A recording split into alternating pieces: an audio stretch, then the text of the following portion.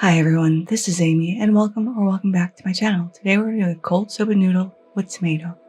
For this dish we need 2 tomatoes. We're just going to cut a little X in the bottom. You'll see why in a second. And pop these immediately into boiling water, which I'm also boiling an egg in this.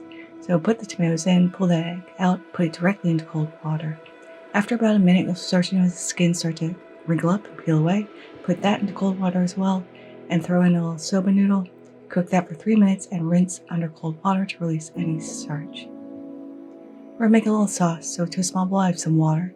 We're going to grate in some garlic, add a little soy sauce, last my soy sauce, a little mirin, some honey, some rice wine vinegar, and last but not least, sesame oil. Throw that in the fridge until we're ready to use it. Now that our tomatoes have cooled down and chilled, we're going to go ahead and peel off all of the skin. This should be super easy. That's why we've got the X in the bottom and blanched it. Once all the tomatoes are rendered a little naked, we're going to go ahead and cut this in half and then into little wedges. This is a really refreshing cold noodle that's perfect for this hot weather in the summertime. So just cutting into wedges and popping into a bowl before adding a little salt, giving a little zhuzh to release some of the juices, and put that in the fridge as well.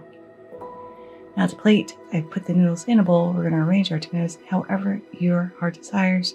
And don't forget to pour in some of that released tomato juice. Next goes in our beautiful little sauce that we made. And this is optional, but I like it. Just a little dollop of hot mustard. It really brings out the flavor. And we can't forget our egg. And this is looking gorgeous.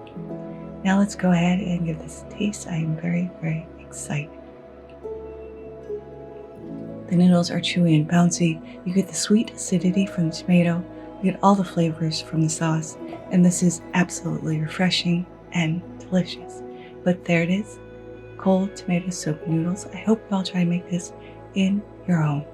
Thank you so much for spending time with me once again today. I really appreciate every single one of you.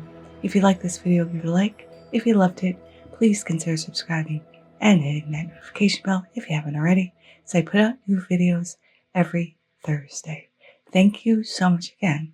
And until next time, happy cooking.